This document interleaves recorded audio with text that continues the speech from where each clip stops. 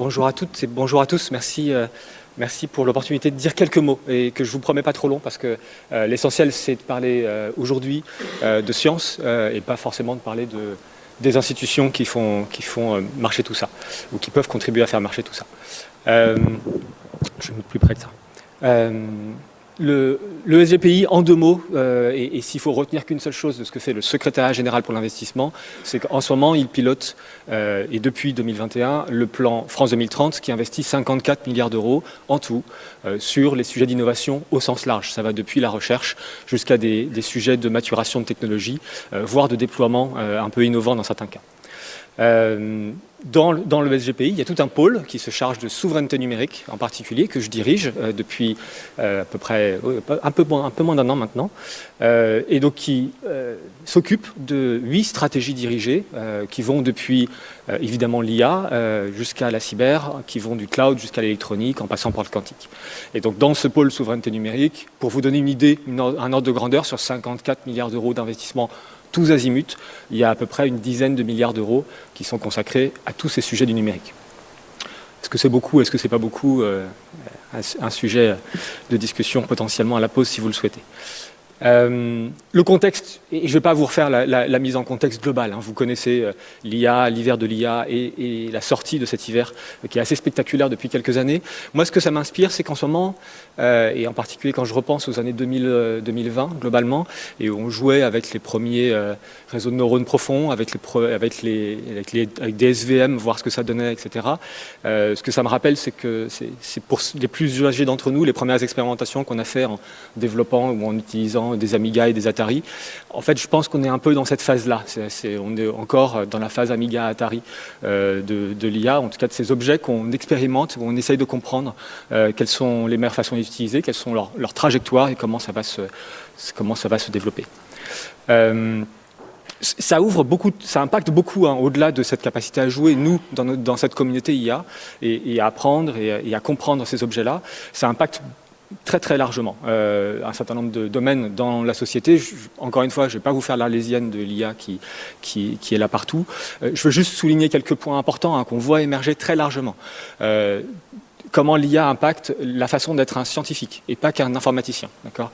Ça, c'est un des sujets importants et c'est un sujet sur lequel nous, en tant que praticiens de l'IA, on a une responsabilité accompagner nos collègues physiciens, chimistes, même les biologistes parfois, pour aller dans cette direction-là. Les objets numériques qui embarquent des fonctions d'IA, de plus en plus, les gens... Alors aujourd'hui, il y a beaucoup de communication, d'accord, avec du IA Inside et pas toujours à très très bon escient. Mais aujourd'hui, de plus en plus, tout comme les objets du quotidien inclus du numérique, embarquent du numérique, de plus en plus, ça ne sera même pas une question de est-ce qu'il y a de l'IA dans ces objets-là, quelle que soit votre définition d'IA, évidemment. Ça veut dire en particulier que y a une motivation et un intérêt à accompagner les gens qui développent ces objets-là, y compris dans le monde privé, dans le monde de l'entrepreneuriat, et à travailler intelligemment entre scientifiques et ingénieurs, d'une certaine manière, pour caricaturer un petit peu le sujet. Et puis le dernier point que je veux souligner sur cette diffusion de l'IA, c'est qu'en fait, ça ouvre en particulier avec typiquement les capacités de traitement du langage, de la vision, ça ouvre une capacité d'interaction avec le numérique à des personnes et à des populations qui n'en avaient pas jusqu'ici. Parce qu'il fallait utiliser une souris, utiliser un écran, utiliser un clavier. Ce n'est pas toujours très simple pour beaucoup de gens, y compris peut-être dans vos environnements personnels. Et donc là, l'idée, c'est que maintenant, je peux parler à mon ordinateur et qu'il peut me comprendre, vous notez les guillemets, il y a une façon d'interagir, il y a une façon d'ouvrir le numérique à une population qui est beaucoup plus large et peut-être qui se sentait un petit peu exclue jusqu'ici de la capacité à interagir avec ces objets-là. Au-delà de ces propos un peu liminaires, globalement, hein, on se situe dans une stratégie. Le PEPR, c'est un élément très important de la stratégie nationale pour l'intelligence artificielle, qui est soutenue, évidemment, hein, dans le cadre de France 2030, je vous l'ai dit, c'est une des 8 stratégies dirigées qui est soutenue explicitement sur le sujet. il y a beaucoup de choses qui sont soutenues dedans. Je vous passerai la formation, le soutien aux entreprises, l'adoption, en particulier l'adoption dans d'autres domaines que le domaine de l'informatique, l'adoption de l'IA, typiquement dans le domaine de la santé, qui est un vrai sujet sur lequel on travaille beaucoup dans le cadre du plan France 2030. Mais plus spécifiquement, souligner le fait que dans le domaine de la recherche, les investissements de ce plan-là ont permis d'ouvrir 180 chaires de recherche, 300 programmes doctoraux, de mettre en place et continuer d'upgrader aussi vite que possible les capacités de calcul, Jean Zay en particulier. Mais surtout, et c'est pour ça qu'on est là aujourd'hui, c'est de lancer ce PEPR, plus de 70 millions d'euros étalés sur 5 ans, avec des projets fléchés, avec de l'animation, des appels à projets, de l'attractivité. Je ne vais pas refaire tout le détail parce que ça sera représenté, mais je pense que ce qu'il faut, et ce qui marque beaucoup, et ce qui nous tient à cœur du côté de l'État et du financeur, c'est que ce PEPR met en avant 2 choses très importantes, évidemment. L'excellence de la recherche, je suis désolé d'utiliser le terme excellence parce que je sais qu'il est très galvaudé, mais le fait de faire de la recherche pour de la recherche et de produire des résultats au meilleur niveau, international. D'abord pour produire ces résultats-là, d'autre part parce que c'est important pour nous aider dans la compréhension des mécanismes fondamentaux derrière cet objet-là, qui, vous le voyez peut-être dans la presse tous les jours, parfois ne sont pas toujours très bien compris. Et puis le deuxième sujet, et qui est marquant et qu'il faut retenir de ce PEPR, en tout cas que je retiens de ce PEPR, c'est l'interdisciplinarité et la collaboration.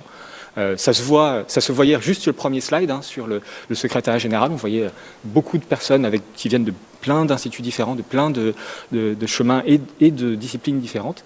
Et je pense que cette interdisciplinarité-là, elle est clé, il faut continuer à la nourrir. Nous, on va évidemment, du côté des financeurs, continuer à suivre ça. On est intéressé, moi je suis intéressé par les résultats, y compris d'être intéressé de voir ce qui va se dire et s'échanger aujourd'hui. On va aussi suivre cet investissement, on met 70 millions d'euros, donc on va suivre avec vous comment ça se passe et comment ça se déroule, à travers les comités scientifiques et technologiques, à travers les échanges. L'idée, c'est pouvoir suivre ce domaine qui évolue très vite et de voir un peu comment, s'il y a besoin, comment est-ce qu'on s'adapte pour vous permettre, vous, de travailler le mieux possible, le plus efficacement possible sur les sujets qui vous intéressent le plus possible. Et puis parce que en suivant, on se fait aussi quelques idées sur qu'est-ce qui arrivera ensuite potentiellement, et ça nous aidera aussi à réfléchir à des perspectives pour la suite, parce que 5 ans c'est long, mais 5 ans c'est court et ça passe vite. Et donc il faut qu'on puisse d'ores et déjà commencer à réfléchir ensemble, entre financeurs et chercheurs, à qu'est-ce qui vient ensuite derrière ce PEPR. Je quittais avec un dernier mot sur le fait que ces avancées-là, et les travaux qu'on fait en ce moment, que vous faites en ce moment sur le sujet de l'IA, sont des sujets qui ont un potentiel d'impact très important. On en est très conscient, et on en est très conscient dans toutes les sphères, qu'elles soient scientifiques, qu'elles soient d'ingénierie, de l'économie, et même la sphère politique, parce que ça ouvre des vraies opportunités. Et on veut les utiliser, on veut en tirer parti. Des vraies possibilités pour mieux vivre, pour mieux créer, pour mieux comprendre le monde, qu'il soit numérique ou qu'il soit physique. Et donc c'est une vraie opportunité, c'est aussi une vraie responsabilité, et je m'arrête sur ce point-là, parce que il vous incombe, il nous incombe de travailler à fournir ces résultats, à mieux comprendre le monde et à réfléchir à comment ça nous permet de mieux vivre, y compris parfois face à des questions d'éthique, de sécurité, de responsabilité, de cybersécurité qui ne sont pas faciles à traiter au premier lieu, et donc qu'on va traiter au fil de l'eau ensemble sur ces sujets-là. Merci à tous et je laisse la parole au suivant.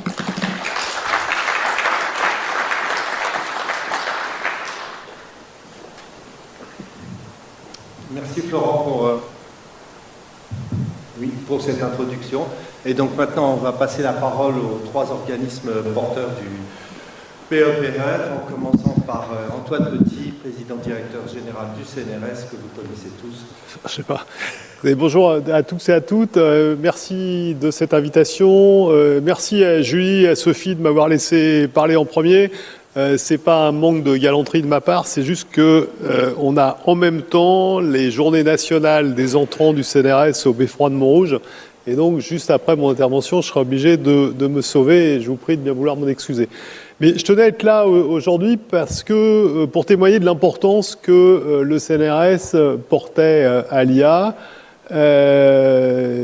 Donc, comme vous le savez, le CNRS couvre tous les champs disciplinaires et on pourrait dire, après tout, l'IA, c'est qu'un sujet parmi beaucoup d'autres et je crois que c'est pas le cas. Je pense que l'IA est aussi en train de révolutionner les sciences de manière générale et je tenais vraiment à apporter ce témoignage. Mais avant ça, je voudrais vraiment vous remercier tous les uns les autres de participer à ce PEPR qui est copiloté, vous le savez, par le CEA, INRIA et le CNRS de manière harmonieuse. Et je crois que de temps en temps, il faut se rappeler qu'on sait travailler ensemble. Ça peut arriver qu'on ait des désaccords, mais je pense que sur des sujets importants, on sait travailler ensemble dans le rôle qui est le nôtre d'organismes nationaux, et on a avec nous l'ensemble des universités, des écoles impliquées. Je crois que c'est tous ensemble qu'on peut arriver à avoir une stratégie française en IA. Et j'oublie pas bien sûr les industriels, j'y reviendrai, mais on a parfois comme ambition d'être un grand pays de l'IA. Rappelons-nous qu'on fait 0,8% de la population mondiale et que si à l'intérieur de ces 0,8%, on commence à se tirer la bourre entre nous, ça va être compliqué de peser au niveau international. Même si on ne se tire pas la bourre, ça ne va pas forcément être facile, mais c'est sûrement une condition nécessaire et je pense qu'on arrive à travailler ensemble et c'est très bien. Il y a toute une dimension formation qui relève plus des clusters IA que du PEPR IA, mais qui me semble absolument essentielle. On a besoin de former plus de bachelor, plus de master, plus de PhD, et je crois que tous les uns ou les autres, on doit s'impliquer là-dedans.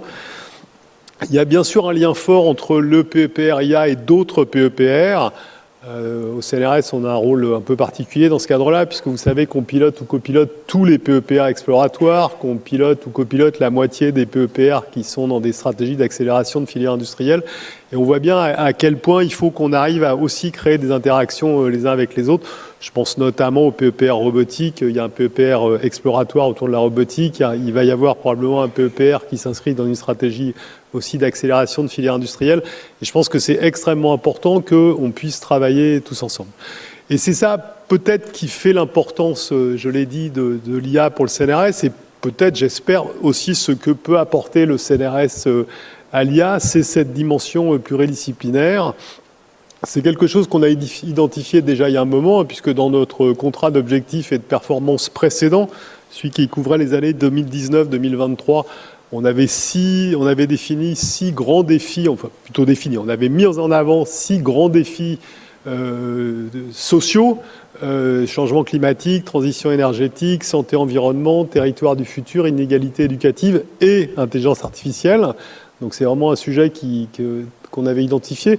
Et un des outputs de cette priorité a été la création, en 2019, du centre Essai, AI for Science, Science for AI, qui, comme son nom l'indique, a vraiment pour objectif de faire en sorte que les disciplines se parlent pour essayer de comprendre comment l'IA va impacter ces disciplines, mais comment en retour aussi le fait d'utiliser l'IA dans ces disciplines pose des questions à l'IA dans un cercle vertueux qui est scientifiquement tout à fait intéressant. Et dans le contrat d'objectifs de moyens et de performance qu'on va signer dans les jours qui viennent, on a défini 6 autres défis qui sont le cerveau, la vie dans l'univers, les matériaux du futur, l'instrumentation sans limite, l'IA générative pour les sciences et les sociétés en transition. Et donc vous voyez que là encore, on a cette dimension-là qui nous semble absolument clé.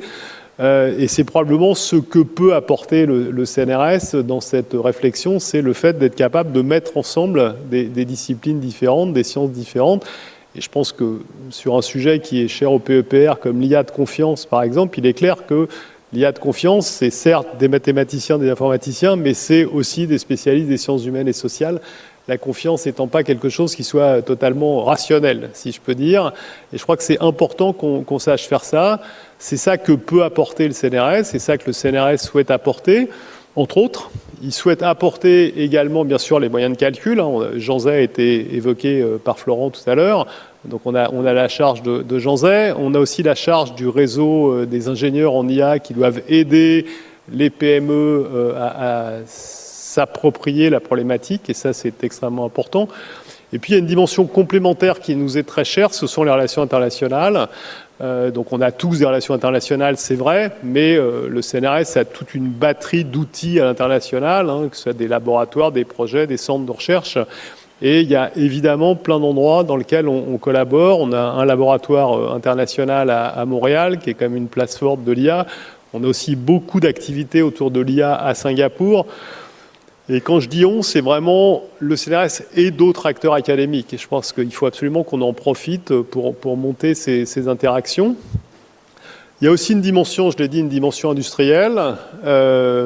À titre personnel, je ne crois pas trop qu'on crée demain Apple, Google ou Meta, même ceux de demain.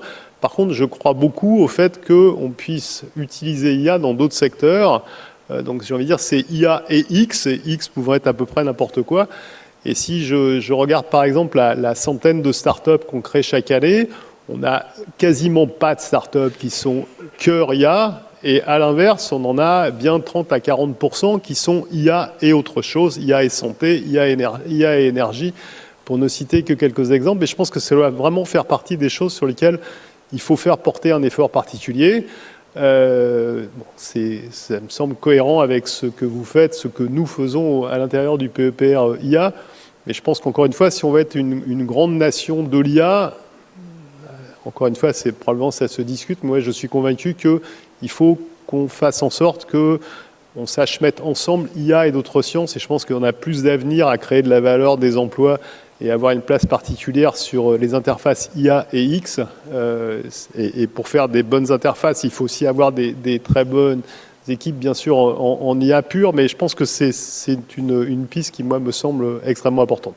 Voilà, donc je vais m'arrêter là.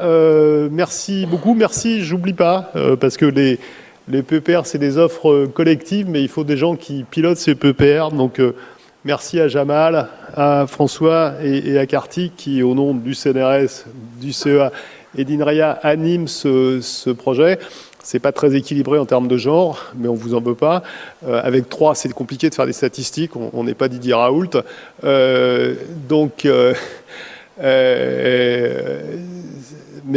cela étant, c'est un vrai sujet pour nous, je crois collectivement, de faire en sorte qu'il y ait plus de chercheuses qui fassent de l'IA.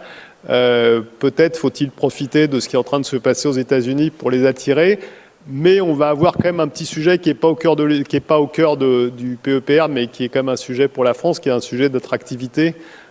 Aujourd'hui, il y a quand même une compétition internationale féroce pour attirer les talents. Et que si on veut en attirer, il faut probablement aussi qu'on réfléchisse collectivement à comment on offre, si ce n'est des salaires, mais en tout cas des environnements de travail qui soient attractifs. Et je pense que même si ce n'est pas une question purement scientifique, ça fera sûrement partie des réflexions que vous aurez au cours de ces journées. Donc bonne journée scientifique. Et encore une fois, désolé de devoir me sauver pour aller à Montrouge. Merci beaucoup.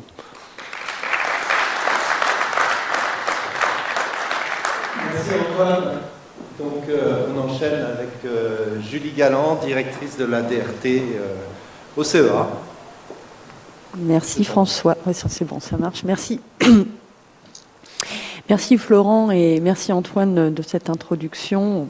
Vous avez déjà quasiment tout dit, donc je vais essayer de faire quelques variations, comme on dit en musique. D'abord, bien sûr, je voulais saluer de nouveau Kartik, Jamal et François. Je crois que j'ai fait exprès de changer un peu l'ordre pour animer avec l'équipe, comme tu l'as montré tout à l'heure François, ce PEPR avec l'intelligence humaine. C'est important, dans cette logique transdisciplinaire et inclusive, et pour une stratégie qui est résolument, déterminée et avec un parti pris. Et il est clair aujourd'hui dans la compétition internationale que la question de la stratégie de recherche reste essentielle. Et qu'on ne peut pas s'éparpiller. Je pense que ça a été dit, il faut avoir une certaine logique, une certaine masse critique, mais aussi une certaine, je dirais, vision de ce que nous voulons faire en IA. La stratégie de recherche reste essentielle en ce moment, y compris dans l'espace public, médiatique, et notamment en IA, parce que l'espace public a été... je dirais, s'est emparé, enfin, une IA mania s'est emparée de l'espace public, avec beaucoup, vous l'aurez vu dans les journaux, beaucoup de spéculations, pour le meilleur ou pour le pire d'ailleurs, sur les capacités de l'IA. Vous rajoutez à ça une certaine effervescence, disons, financière ou disons business d'un certain nombre d'entrepreneurs ou d'entreprises qui se lancent dans ce domaine, qui parient sur ce domaine sans forcément savoir quels sont exactement les lieux de plus-value. Quand vous regardez bien, on est en pleine bulle spéculative de Gartner. Et des questions légitimes en termes de sécurité, cybersécurité ou sûreté de fonctionnement, par exemple, en termes d'éthique, en termes d'éco-responsabilité, ça a été posé également, qui ne sont pas forcément au départ abordées de manière claire ou en tout cas abordées de manière rationnelle. Alors on l'a vu dans le sommet de l'IA, d'ailleurs ces questions ont été posées donc il y a à peu près un mois au niveau de l'Élysée et elles restent devant nous. Donc finalement, ce qu'on voit aujourd'hui, c'est que même si nous sommes toujours en train d'élaborer ces outils et ces technologies de l'IA, on est rattrapé par le fait que nos concitoyens s'en emparent déjà sur le terrain, sur le marché, et ils le voient comme une sorte de boîte noire. D'ailleurs, les décideurs le voient comme une boîte noire. Peu de personnes dans le monde, y compris parmi les plus grandes entreprises, savent vraiment ce que fait l'IA, honnêtement. Et notre rôle, en fait, en tant que communauté de recherche, c'est bien d'apporter la lumière scientifique à ce débat, d'apporter de la rationalité, de la subtilité parfois, dans un débat qui se veut parfois tout blanc, tout noir, et puis de comprendre donc et d'exposer le fonctionnement de cette IA, de l'influencer pour pouvoir développer, encore une fois, une IA qui correspond à nos valeurs européennes, qui sont une question en termes de sûreté et de protection de nos concitoyens, une question en termes d'éthique. Alors l'éthique, bien sûr, au sens le plus pur du terme, qu'est-ce que l'IA entraîne aujourd'hui en termes de discrimination positive, négative, par exemple, enfin donc des biais, par exemple, mais aussi en termes d'éthique, tout simplement sur le partage de la valeur. Vous pourrez voir un débat intéressant sur la fiscalité aujourd'hui des services numériques, et l'IA en est au cœur. Et en fait, vous avez une vraie question sur le partage de la valeur par la fiscalité entre les pays. Et puis, bien sûr, en termes d'éco-responsabilité. Quand on voit aujourd'hui le push de croissance de la demande électrique qui a été de plusieurs points, je crois de 0,6 points, supérieure à la tendance de croissance naturelle due à l'explosion des data centers. Quand vous voyez également les impacts que ça peut avoir sur les réseaux, et le fait qu'un réseau électrique, c'est aussi un objet géographique, donc vous avez des problèmes aussi de balance régionale, il y a les questions derrière d'accès à la ressource électrique. Au-delà même de la question de savoir comment vous la produisez, est-ce que vous la produisez de manière décarbonée, et puis les conséquences bien sûr sur les matières premières, parce que tout ça repose à la fin sur des composants, et des composants qui nécessitent du silicium, mais aussi parfois des terres rares. C'est aussi, c'est pour ça d'ailleurs qu'il y a un lien très fort à mener entre le PEPR IA et puis le programme que l'agence INRIA porte aujourd'hui sur l'évaluation de l'IA, et puis donc de faire ces liens avec par exemple les 3 projets IA et cybersécurité, système à haut risque et robustesse de l'IA. Par ailleurs, vous l'avez vu, tout le buzz se concentre sur l'IA générative. Alors, l'IA générative, déjà, je crois que ça a été mentionné notamment par Antoine, c'est quelque chose qui est encore émergent, et notamment émergent dans notre appropriation au niveau scientifique. Pourtant, il y a probablement de très grandes avancées en termes de science grâce à l'IA générative. Et pour ça, il faut pouvoir nous assurer que l'IA générative va pouvoir délivrer l'exigence en termes de, je dirais, d'exactitude des résultats, donc la fiabilité, par rapport à nos collègues scientifiques qui, eux, exigent toujours le plus haut niveau de qualité en termes de résultats d'un point de vue simulation, modélisation, entraînement de leurs données. Et c'est vrai que là-dessus, je crois que Antoine l'a très bien dit, on voit aujourd'hui des développements très prometteurs de l'IA générative dans les pratiques scientifiques. On veut pour la génération, par exemple, de code de calcul, la génération de synthèse de données synthétiques pour explorer de nouveaux matériaux. On a bien vu aussi ce on commence à faire, notamment en biologie. C'est extrêmement prometteur, c'est extrêmement intéressant, et de voir également comment l'IA ou l'IA générative peut se marier également avec des méthodes plus classiques de simulation, et donc comment on hybride finalement l'IA avec des méthodes, je dirais, physiques classiques. Et il y a beaucoup de développements qui sont absolument fascinants aujourd'hui chez nos collègues physiciens, biologistes, chimistes en ce domaine. Maintenant, il ne faut pas se contenter d'un rôle dans ce PEPR d'évaluation de l'IA ou de certification ou de compréhension uniquement de ses fondements. Si nous voulons en effet avoir des développements qui ont un avenir, qui adviennent, il faut qu'ils puissent aussi se traduire sur le marché. C'est-à-dire qu'il faut arriver à faire sortir nos résultats de nos laboratoires et les projeter dans le monde réel, qui est dominé, soit dit en passant, bien sûr, par les entreprises. Je crois que ça a été dit, soyons honnêtes, sur le plan industriel, la France n'est pas aujourd'hui bien placée en matière d'IA. Je parle bien sur le point de vue industriel.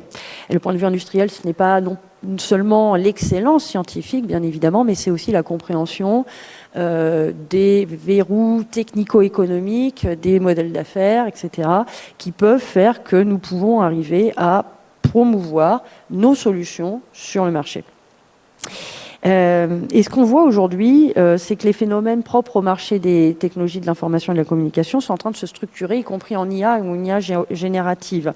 D'abord, des barrières massives à l'entrée.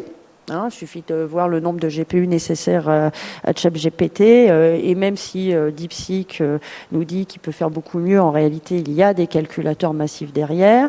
Il y a des effets d'échelle, il y a des fixations d'écosystèmes clients, et tout ça va entretenir, ou tend à entretenir, des leaders mondiaux dans leur position. Il y a qu'à observer, y compris sur les composants, la hégémonique d'NVIDIA, on sait, qui tient 95-96% du marché des GPU. Et là, seule la rupture permettra à la France de revenir dans la course. Alors cette rupture, c'est nous qui devons la préparer. Parce que, au fond, il faut adresser des challenges, des verrous technologiques ou des voies qui, aujourd'hui, on va dire, n'intéressent pas beaucoup les industriels parce que à trop haut risque. Mais c'est là, en fait, où on pourra créer de la valeur. Et je pense que c'est le deuxième apport de cette stratégie collective dans le PEPR. D'abord, il y a eu des résultats, bien sûr, en à peine un an, qui marquent la dynamique de l'écosystème. 86 publications, 56 conférences au meilleur niveau. Bon, ça signifie qu'on a les forces d'expertise dans cette communauté pour produire des résultats vraiment de rupture, innovants, qui font sens au meilleur état de l'art. C'est important maintenant de continuer dans cette lancée, et d'ailleurs c'est le fait qu'on lance des chaires sur maths et IA avec un accent sur l'IA générative, le fait qu'on fait des chaires ouvertes dans ce PEPR, c'est quelque chose qui va continuer à structurer notre excellence. Mais néanmoins, il faut aussi continuer en parallèle, ce n'est pas exclusif, il faut continuer à embarquer une intelligence collective qui nous permettra de mettre en pluridisciplinarité des expertises qui vont des mathématiques fondamentales, de l'algorithmie fondamentale, jusqu'à des concepteurs et des architectes d'IA, sur les composants ou sur les logiciels qui se déploient sur des composants, que ce soit sur le calcul centralisé ou embarqué. Il faut en effet unir nos expertises. Quand je repense à l'éco-responsabilité, par exemple, de l'IA, en effet, ça c'est un exemple simple. En fait, nous en avons fait l'exercice au CEA et nous l'avons partagé avec les autres instituts. On voit bien que ces questions-là ne se traitent ni uniquement par la frugalité de l'algorithme, ni uniquement par la performance continue du composant et de la technologie de production qui est en dessous. Aujourd'hui, les plus grands fournisseurs d'IA, c'est-à-dire les plus grands GAFAM, se verticalisent. Et pourquoi se verticalise-t-il? Pourquoi aujourd'hui AWS s'intéresse-t-il par exemple à son interconnexion optique? Pourquoi Meta vient finalement de décider, derrière tous les autres, de créer son propre composant? C'est parce qu'en fait, si ils veulent être performants sur le service et sur l'algorithme, il faut aussi comprendre son interaction avec le monde matériel au plus haut, au plus bas niveau de ce monde matériel. Et c'est pour ça que la prochaine grande révolution de l'IA, elle se déroulera probablement de l'adéquation entre une architecture matérielle, donc un composant, avec un algorithme qui sera utilisé massivement pour nos besoins et qui sera certainement complètement disruptif par rapport à la façon dont on conçoit aujourd'hui l'IA actuellement sur GPU. Et ça, c'est vous qui pouvez le faire, qui pouvait le générer, et qui demain, grâce au fait où nous travaillons avec INRIA sur les deux agences, sur un programme, pour proposer un programme IA et composants, pourra faire cette révolution disruptive et regagner la bataille des composants avec ce programme composant pour l'IA. Alors je finirai par une mention particulière sur l'IA embarquée. Parce qu'aujourd'hui, l'espace public médiatique ne se concentre que sur les data centers. Tous les projecteurs d'ailleurs le sont, on le comprend, hein, des milliards d'investissements pour pouvoir concentrer les données et les traiter, entraîner des modèles. C'est aujourd'hui la voie que nous proposent effectivement les industriels. Nous sommes régulièrement donc interrogés sur le fait que pourquoi l'Europe n'a pas fait ce choix et pourquoi se concentre-t-elle notamment sur l'embarqué. Eh bien, si on repense à ce qu'a dit Antoine sur le fait que nos startups, on fait beaucoup de startups utilisatrices de l'IA pour d'autres applications et c'est très bien. Néanmoins, si vous observez aujourd'hui la bataille qui se joue sur, on va dire, la maîtrise de ce territoire qui est le cyberespace. La proposition de valeur que nous font les GAFAM, c'est d'être un nouveau point de ce qu'on appelle la nouvelle marketplace, un nouveau point, un nouveau goulet de passage et de douane, si j'ose m'exprimer ainsi, en centralisant tout dans des data centers qui seront pour la majorité des cas situés aux États-Unis. Eh bien, en termes de valeur ajoutée, si vous regardez la bataille qu'on a eue sur les marketplaces avec le DSA et le DMA, on va avoir une perte colossale de valeur qui va s'échapper vers ces GAFAM.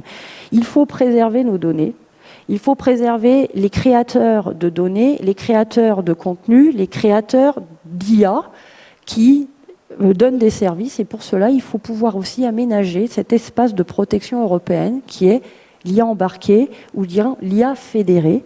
Et donc, offrir une architecture qui est un peu plus décentralisée de ce cyberespace afin de conserver la valeur, conserver la protection de nos données aussi d'un point de vue éthique dans ce que j'appellerais le périphérique du cyberespace. Et ça, c'est grâce à vous qu'on le fait.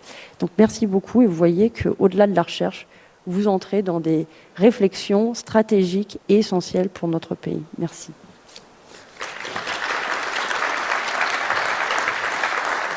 Merci Julie. Et bien, donc, je donne la parole à Sophie Proust, donc directrice de l'Agence du numérique et représentant l'INRIA aujourd'hui. Exactement, merci beaucoup François. Bonjour à tous, je suis vraiment ravie de lancer avec tous mes collègues ces 3 jours du PEPR-IA où effectivement je représente Bruno Sportis.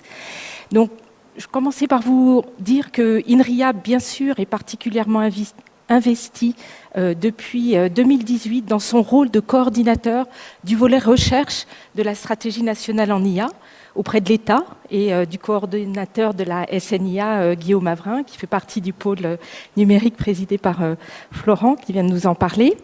Et donc ce mandat de coordination a été renouvelé en 2024 et étendu au volet enseignement supérieur et recherche, en cohérence évidemment avec l'évolution de nos partenariats avec les universités. Alors à présent, ce rôle de coordination est pris en charge par le programme IA et parmi nous, il y a Fabien Levoyer qui dirige ce programme de l'agence de programme dans le numérique que porte INRIA. Tu en as parlé, Julie. Le PEPR, évidemment, fait partie de la douzaine d'objets du programme IA et joue un rôle très important pour soutenir la recherche française en IA au niveau national, avec nos collègues, bien sûr, du CEA et du CNRS. Donc, je veux revenir aussi sur le fait que l'IA a été mis à l'honneur en France avec l'IA Action Summit, et nous avons pu partager l'excellence de la recherche française et évidemment aussi les attentes énormes que cela suscite. La conférence scientifique du sommet qu'a organisé l'IPP, à laquelle nous avons été étroitement associés, notamment à travers le rôle de Michael Jordan à la tête du comité scientifique, a été, je pense, un vrai succès. Et évidemment, je pense que nombreux d'entre vous étaient présents à cette occasion.